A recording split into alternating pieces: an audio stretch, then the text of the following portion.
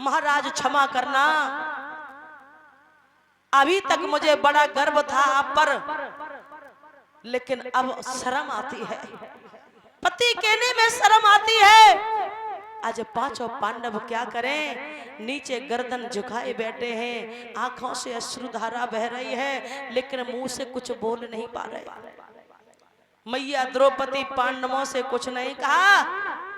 भीष्म पितामह के पास पहुंची। पितामह, आप तो मुझे अपनी बेटी कहते थे, आप तो मुझे अपनी बेटी मानते थे, अब ये तुम्हारी बेटी के साथ क्या हो रहा है? दुर्योधन कहने लगा, अरे द्रौपदी तू क्यों परेशान है? जितने भी सभा में ये लोग बैठे हैं, ये कुछ तेरी मदद नहीं करेंगे, ये इसलिए बैठे हैं, ये तुझे नग्न होता हुआ देखना चाहते हैं, ये तेरी रक्षा नहीं करेंगे। आज मैं नग्न करके तुझे अपनी जंगा पर बिठा लेंगे और ये सब बैठ के तेरा तमाशा देखेंगे। द्रौपदी चीखने लगी, नहीं, ऐसा नहीं हो सकता। पितामह, आप तो अपनी बेटी की इज्जत को बचा लो। पितामह, आप तो अपनी बेटी मुझे मानते थे, आज तुम्हारी बेटी की इज्जत सभा में लूटी जा रही है और आप शांत बैठे हो। श्रोताओं, पितामह ने भी कुछ नहीं कहा, कुछ नहीं बोले। आज द्रौपदी सोचने लगी है, परमात्मा ये मेरे साथ आज क्या हो रहा है? जिन्हें हम अपना मानते थे, जिन्हें हम अपना जानते थे, आज वो हमारे कोई नहीं रहे, सब पराये हो गए। इससे मुझे यही पता चलता है कि दुनिया में कोई किसी का नहीं है।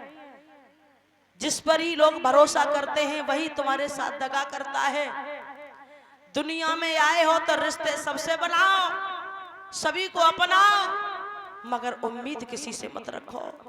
आज द्रौपदी सोचने लगी, कन्हैया आज सभा में कोई अपना नहीं है। उसी समय द्रौपदी ने भगवान को बुलाया। कहा जाता है कि जो रिश्ते नाते दुनिया में जितने भी हैं सब झूठे हैं, एक मोह है, कोई किसी का नहीं है। रिश्ते सबसे बना के रखो, मगर उम्मीद किसी से मत रखो कि ये हमारी रक्षा करेंगे।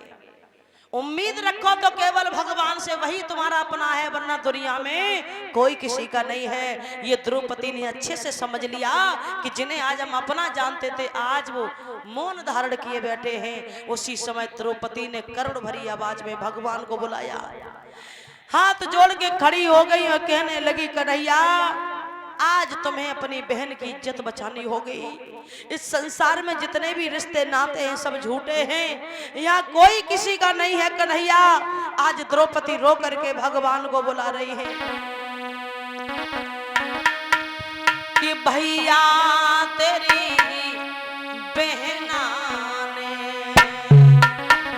कन्हैया आज मैंने देखा कि यहाँ कोई मेरा नहीं है। जिन्हें हम अपना अपना कहते रहे कि मेरे पिता, मेरे पति, मेरे गुरु, लेकिन यहाँ कोई नहीं मेरा है। कन्हैया कि भैया तेरी बहना ने आज रो रो के बुलाया है,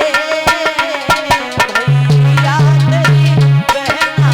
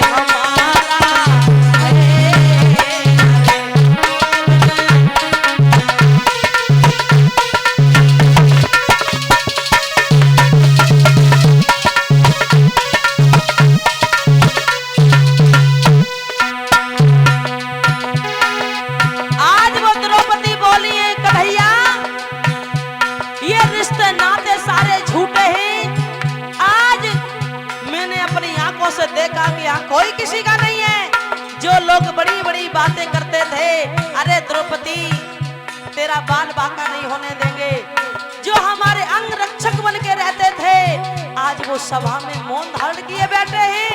कन्हैया कोई तुम्हारा मेरा नहीं। परिवार सभी बैठा,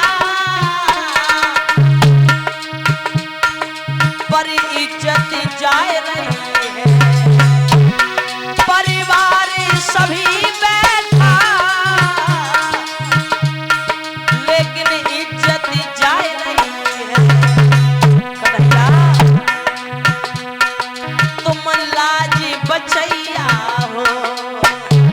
ये श्याम, आज तुम पर ही भरोसा है मुझे कि तुम मेरी इज्जत नहीं लूटने दोगे। कन्हैया तुम लाज बचैया हो, मुझे दे दो सहारा।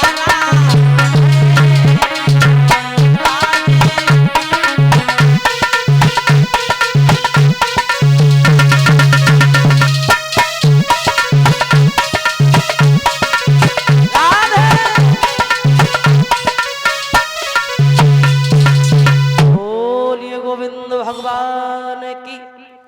द्रौपदी कहने लगी कन्हैया अब आपको मेरी इज्जत बचानी होगी। जिन्हें हम अपना जानते थे, अपना मानते थे, वो आज पता चल गया कोई किसी का नहीं है। आज सब घर परिवार बैठा है, गुरु बैठे, पितामह बैठे, 5 पति बैठे, लेकिन इज्जत बचाने वाला कोई नहीं है ना। इधर दुशासन खड़ा हुआ, दुर्योधन कहने लगा अरे दुशासन क्या कर रहे हो? अरे इसकी साड़ी को उतार दो, इसे नग्न करो, इसे नग्न करके आज अपनी जंगा पर बिठा लेंगे, देखते हैं कि कौन इसकी इज्जत बचाता है। जैसे ही महाराज दुशासन साड़ी खींचता है, द्रौपदी ने हाथ जोड़े, कन्हैया अब तुम्हारी आस है, नाथ अपनी बहन को नग्न मत होने देना, अपनी बहन की इज्जत को बचाना। क्योंकि कन्हैया उस दिन की याद करो जिस दिन तुम्हारी अंगुली कट गई थी, उसमें से रक्त बह रहा था, तो तुम्हारी रानियां पटरानियां सब खड़ी थी, तमाशा देख रही थी। तब इस द्रौपदी ने, तुम्हारी बहन ने ही अपनी साड़ी का पल्ला फाड़ के तुम्हारे रक्त को रोका था। आज उस दिन का बदला आज चुकाना होगा कन्हैया, तुम्हें अपनी बहन की इज्जत बचानी होगी। उसी समय महाराज जैसे दुशासन आगे बढ़ा, साड़ी को खींचने लगा, आज मैया नेत्र बंद कर लेती है, भगवान के चरणों में ध्यान करती है, हे परमात्मा अब तुम ही मेरी लाज बचाने वाले हो, हे परमात्मा आप ही द्रौपदी की लाज बचाने वाले हो। इधर द्रौपदी भगवान का नाम ले रही है, इधर चीर हरण हो रहा है, चीर खींचा जा रहा है। द्रौपदी दोनों नेत्र बंद किए भगवान का ध्यान लगाए हुए हैं। महाराज चीर खींचते खींचते खींचते खींचते ढेर लग जाते हैं, मगर चीर का कोई किनारा नहीं। क्यों? इधर भगवान प्रकट हो गए और द्रौपदी का चीर बढ़ाने लगे हैं। बोलिए कन्हैया लाल की। आज दुशासन खींचते खींचते चीर के ढेर लग जाते, बेहोश होके गिर जाता है, लेकिन चीर का कोई किनारा नहीं मिला है। बोलिए कन्हैया लाल की। इस प्रकार से आज भगवान ने द्रौपदी की इज्जत को बचाया, द्रौपदी का चीर बढ़ाया। इस कथा से हमें यही प्रमाण मिलता है कि दुनिया में आए हो तो सबको अपनाओ, सबसे रिश्ते रखो, मगर उम्मीद भगवान के अलावा किसी से मत रखो। उम्मीद केवल भगवान से रखो, क्योंकि भगवान ही तुम्हें आगे बढ़ाएगा, भगवान ही तुम्हें नीचे गिराएगा। सब कुछ दिया हुआ परमात्मा का है, इसलिए भगवान ही तुम्हारा अंग रक्षक है, दुनिया में कोई किसी का नहीं है। और जो लोग अगर दूसरों के साथ गलत करते हैं वो कभी सुखी नहीं रहते। देखा अंत में दुर्योधन का क्या हाल हुआ। जो लोग दूसरों को सताते हैं, तो महाराज आपसे एक बात यही कहूंगी, अगर तुम्हें कोई सता रहा है, रुला रहा है, तो शांत होकर सह जाइए उसको, और भगवान के ऊपर छोड़ दो, समय के ऊपर छोड़ दो। जो गलत करता है उसके साथ गलत अवश्य होता है। याद रखना, जो दूसरों के साथ गलत करता है उसके साथ भगवान गलत करता है। उसे हाल पर छोड़ दो, क्योंकि एक विद्वान ने वर्णन किया है कि तुम्हें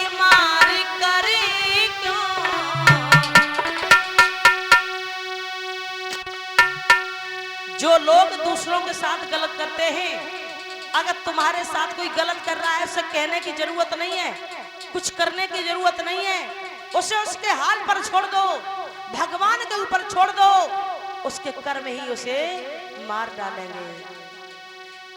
तो एक विद्वान वर्णन करता है कि तुम्हें मार करे क्यों, कि तुम्हें मार करे क्यों और बिगाड़े धर्म, तुम्हें मार देंगे, तुम्हें मार देंगे,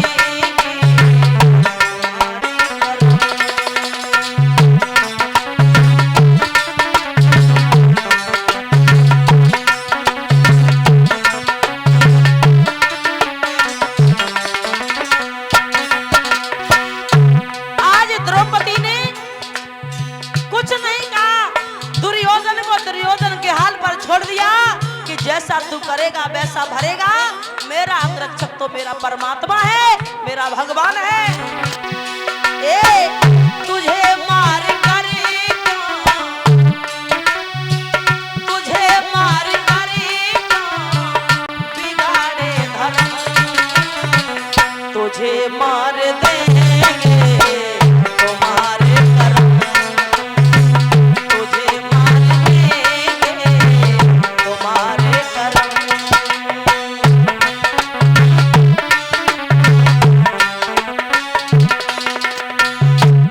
क्योंकि भगवान ने जब द्रौपदी की इज्जत बचाई, जब सिर बढ़ाया, तो भगवान को दिख रहा था कि दुर्योधन द्रौपदी के साथ बड़ा अन्याय कर रहा है। अगर उस समय भगवान दुर्योधन को मारते तो मार सकते थे, भीष्म पितामह मारते तो मार सकते थे, लेकिन किसी ने कुछ क्यों नहीं कहा? इसके कर्म ही ऐसे हैं, ये अपने कर्मों से ही मारा जाएगा। इसको इसके हाल पर छोड़ दो, ये अपने कर्मों से मारा जाएगा। तो भगवान कहते हैं दुर्योधन से, तुझे मार करे क्यों, तुझे मार करे क्यों बिगाड़े धर्म, तुझे मार देंगे तुम्हारे कर्म, हाँ तुझे मार देंगे तुम्हारे कर्म। हरि बोल।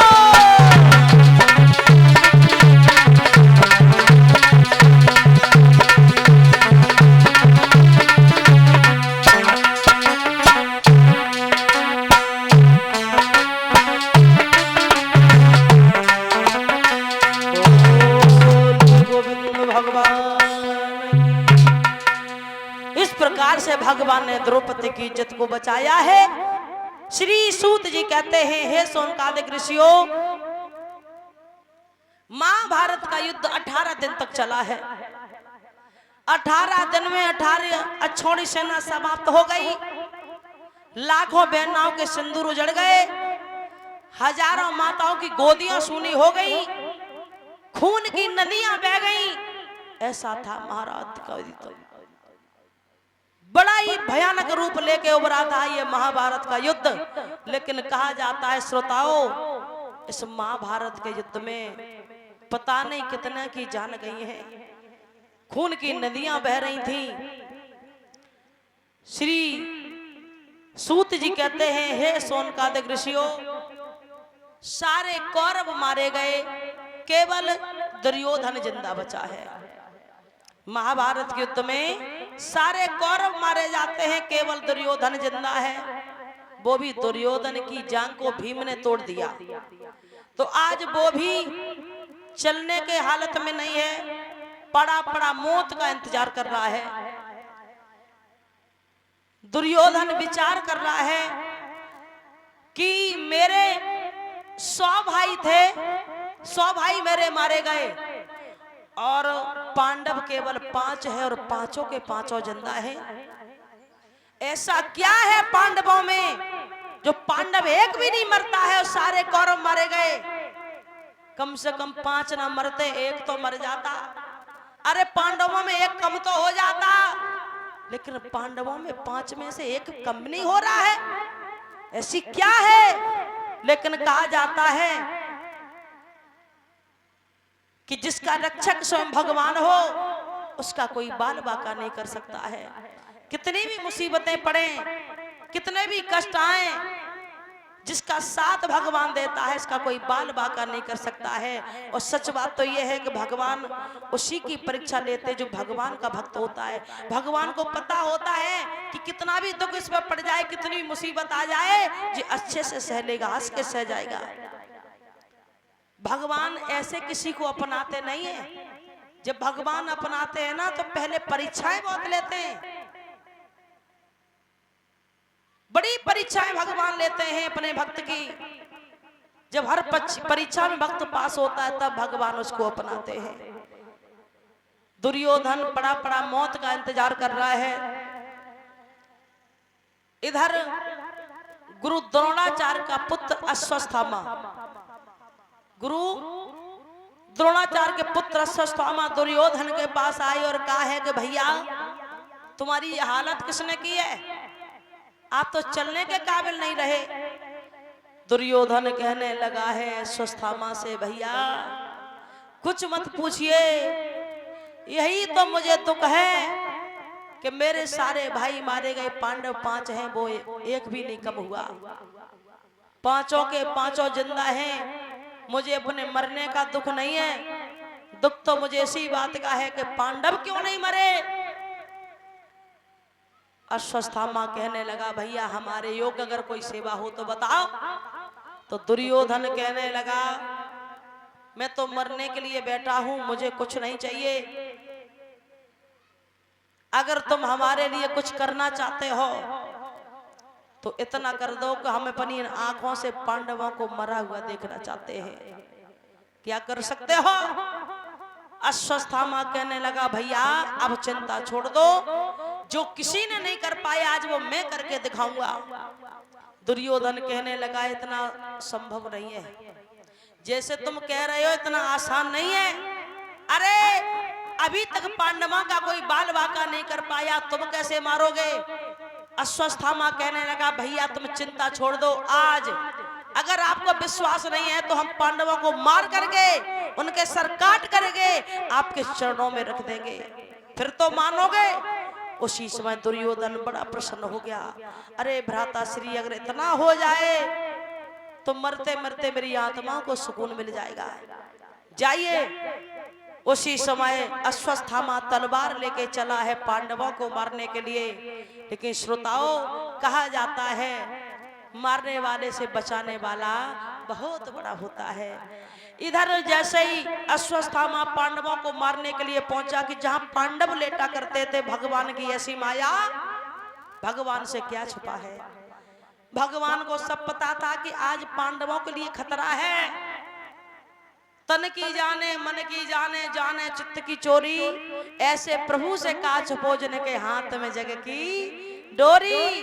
भगवान समझ गए आज पांडवों के ऊपर संकट है, तो जहां पांडव लेटा करते थे भगवान ने वहां पांडव न लेटा के पांडवों के पुत्रों को लेटा दिया। इधर अश्वत्थामा रात्रि के समय पहुंचा, क्या देखा है कि 5 पांडव लेटे हुए हैं, बड़ा प्रसन्न हो गया। लेकिन वो पांडव नहीं थे, पांडव के पुत्र थे। अश्वत्थामा पहुंचा है, तलवार निकाली और 5 बालकों के सर धड़ से अलग कर देता है। बोलिए गोविंद भगवान की। 5 पुत्रों को काट करके उसके सर उठा करके दुर्योधन के पास पहुंचा और कहने लगा लो भैया, तुम कहते थे कि ये काम कोई नहीं कर पाया तो तुम कैसे करोगे, लो मैंने करके दिखाया है। आज 1 नहीं 2 नहीं 5 पांडवों को मैंने मार दिया, और नहीं विश्वास होता तो लो हम उनके सर तुम्हारे सामने लेके आए हैं। इधर दुर्योधन के खुशी का ठिकाना नहीं। अरे भैया तुमने तो बहुत कुछ किया है, अरे तुमने तो मरते मरते मेरी आत्मा को खुश कर दिया। अश्वत्थामा अब ऐसा कर, इसमें सबसे पहले मुझे भीम का सर दे दे, क्योंकि मेरी हालत देख रहे हो ना, जो जांग मेरी टूटी है ये भीम ने तोड़ी है। भीम ने कोई बात नहीं, जिंदा बना मार सके तो क्या हुआ, तू मरा हुआ सर मुझे दे दे। अपने हाथों से फोड़ना चाहते हैं, अपने हाथों से मसलना चाहते हैं, जो मेरे हृदय में आग धधक रही है वो शांत हो जाएगी। अश्वत्थामा ने भीम के पुत्र का सर दे दिया, भीम का सर समझ करके भीम के पुत्र का सर दिया है और कहा है कि लो भैया ये भीम का सर है। दुर्योधन बड़ा प्रसन्न है, अरे परमात्मा आज तो हमारे मन की बात पूरी हो गई।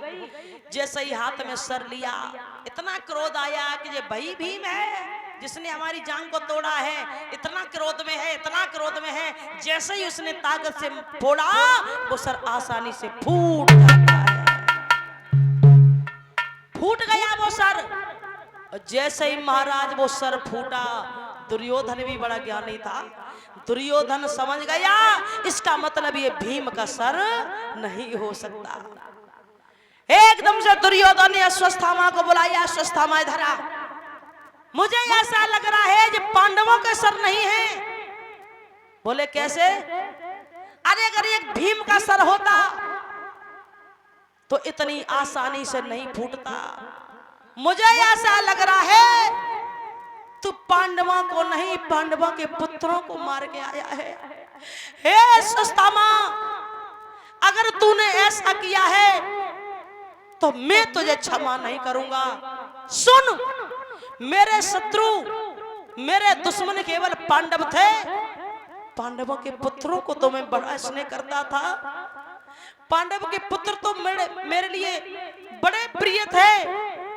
आज तूने बड़ा अनर्थ किया है दुष्ट, तू पांडवों को नहीं, मुझे ऐसा लग रहा है कि पांडवों के पुत्रों को मार के आया है, क्योंकि अगर ये भीम का सर होता तो इतनी आसानी से नहीं फूटता। जैसे ही दुर्योधन ने देखा कि ये पांडवों के सर नहीं है, ये पांडवों के पुत्रों के सर हैं, दुर्योधन को बड़ा क्रोध आया। अश्वत्थामा से कहने लगा कि हे अश्वत्थामा, इस बात के लिए मैं तुझे क्षमा नहीं कर सकता। मेरे शत्रु पांडव थे लेकिन पांडवों के पुत्रों को तो मैं बड़ा स्नेह करता था। हे अश्वत्थामा, तूने अच्छा नहीं किया, हे अश्वत्थामा तूने बिल्कुल अच्छा नहीं किया। और इसी शोकाकुल में दुर्योधन भी अपने प्राण त्याग देता है। बोलिए गोविंद भगवान की। दुर्योधन ने प्राण त्याग दिए। सुबह महाराज हुआ तो मैया द्रौपदी अपने पुत्रों को जगाने के लिए पहुंची तो क्या देखा है कि वहां पुत्र तो नहीं है, लोथे पड़ी है, खून की नदियां बह रही हैं। आज मैया द्रौपदी ने जब ये हाल देखा तो मैया द्रौपदी चीखने लगी। एक ही मुंह से बात निकली है कि कन्हैया, अरे तेरी द्रौपदी तो लुट गई, आज मेरे 5 पुत्रों को किसी ने मार दिया। आज वो मैया रोती है तो भगवान कन्हैया ने जैसे ही सुना तो अर्जुन भगवान कन्हैया दौड़ते हुए आए। जैसे ही देखा है तो क्या देखा है, जहां बालक लेटे हुए थे वहां खून की नदियां बह रही हैं, लोथे पड़ी हैं, सर गायब हैं। द्रौपदी चीख रही हैं, रो रही हैं। अर्जुन को क्रोध आया, अर्जुन समझाने लगे हैं द्रौपदी रो नहीं, जिस किसी ने तुम्हारे पुत्रों को मारा है मैं उसे ला करके तुम्हारे सामने खड़ा कर दूंगा, जो सजा देना चाहो तुम दे सकती हो।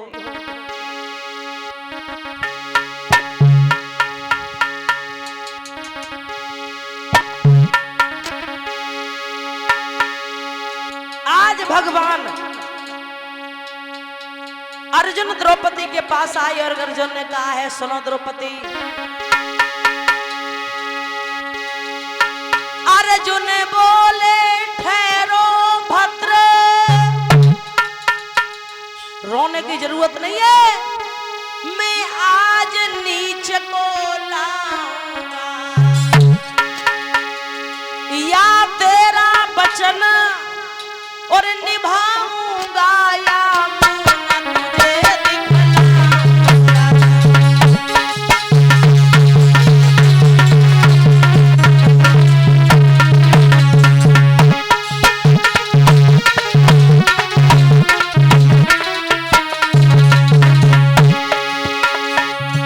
अर्जुन द्रौपदी को समझाते हैं कि द्रौपदी रो नहीं, जिस किसी ने हमारे पुत्रों को मारा है उसे ला करके तुम्हारे सामने खड़ा कर देंगे।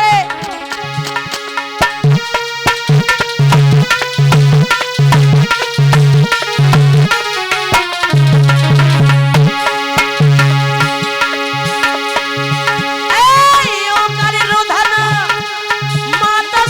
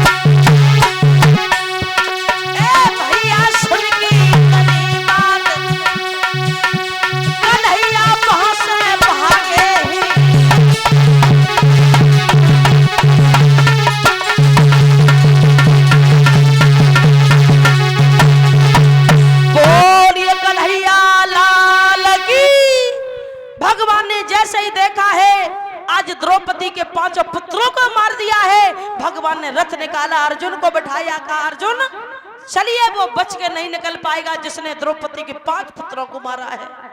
अर्जुन को भगवान ने रथ में बिठा लिया। जैसे ही आगे बढ़े, क्या देखा, एक वही अश्वत्थामा जिसने 1 नहीं 2 नहीं 5 बालकों की हत्या की है। आज वो प्राण बचा के भागता हुआ जा रहा है, प्राण बचा के भागता हुआ जा रहा है। भगवान ने समझ लिया है कि अर्जुन देख लो सामने कौन भागता हुआ जा रहा है, इसी ने तुम्हारे पुत्रों को मारा है, जाइए पकड़ लीजिए। अर्जुन ने अश्वत्थामा को पकड़ लिया। जैसे ही अर्जुन आगे बढ़े हैं पकड़ने के लिए, तो अश्वत्थामा ने अपने बचने के लिए ब्रह्मास्त्र का प्रयोग किया। भगवान कहने लगे अर्जुन से, अर्जुन तुम भी अपने ब्रह्मास्त्र को छोड़ो। भगवान के कहने पर अर्जुन ने भी अपने ब्रह्मास्त्र को छोड़ दिया। अब दोनों ब्रह्मास्त्र आपस में टकराने लगे। तो भगवान कन्हैया विचार करते हैं कि अश्वत्थामा को ब्रह्मास्त्र छोड़ना आता है लेकिन वापस करना नहीं आता है। उसी समय भगवान ने अर्जुन से कहा है कि अर्जुन तुम ही अपने ब्रह्मास्त्र को वापस करो।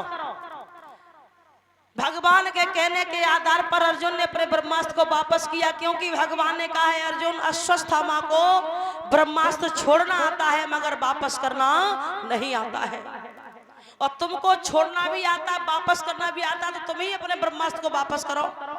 अर्जुन ने भगवान के कहने पर अपने ब्रह्मास्त्र को वापस किया। आगे बढ़े अर्जुन ने अश्वत्थामा को पकड़ लिया और पकड़ करके उसी रथ से बांध लिया, और रथ से बांध लिया है तो आज खींचते घसीटते हुए लेके आए हैं। बेचारा रथ में बंधा हुआ, वो नीचे सर किए जा रहा है।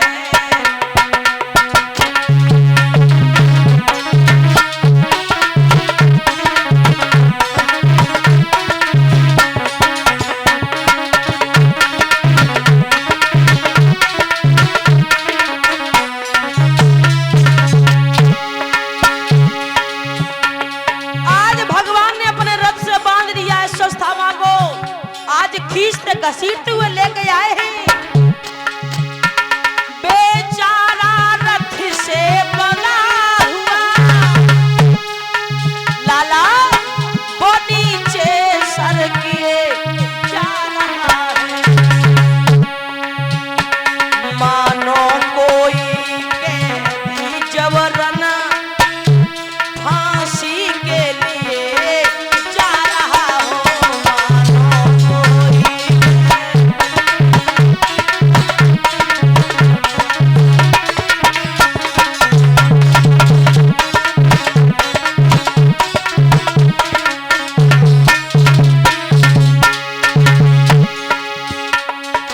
मानो कोई कैदी जबरन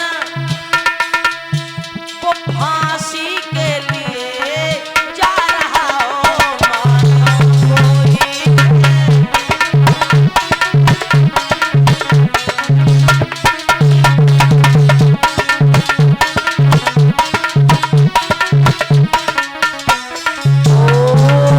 कन्हैया लाल की।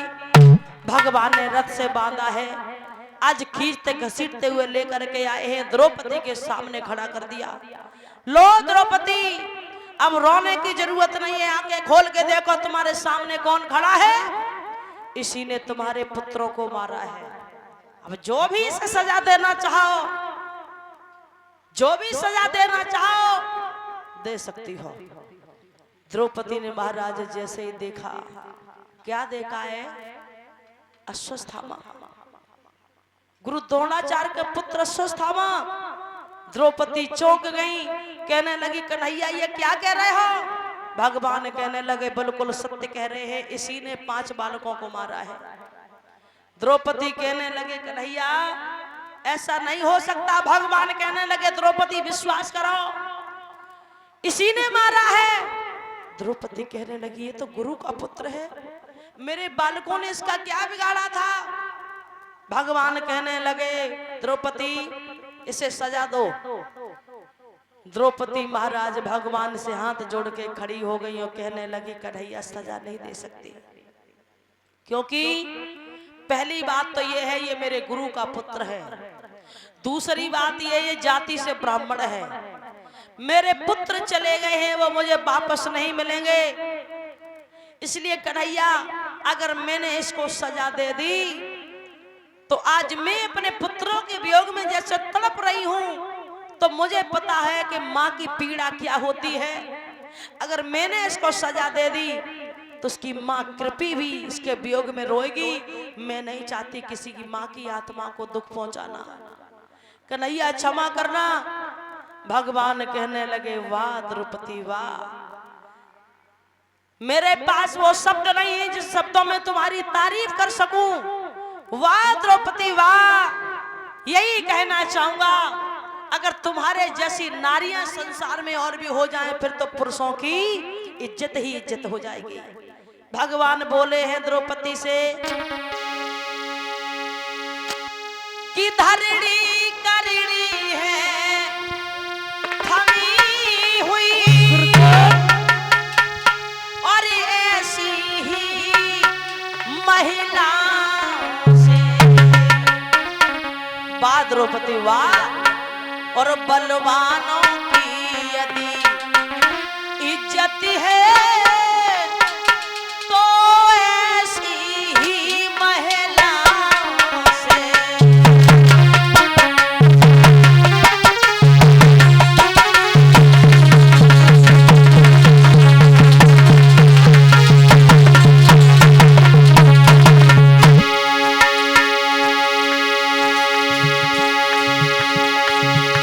बलवानों की यदि इज्जत है तो ऐसी ही महिलाओं से।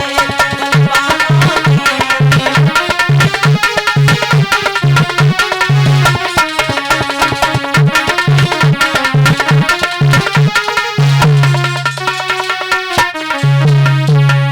वाह द्रौपदी वाह, अगर तुम्हारे जैसी नारियां संसार में और हो जाए तो फिर तो पुरुषों की इज्जत ही इज्जत है।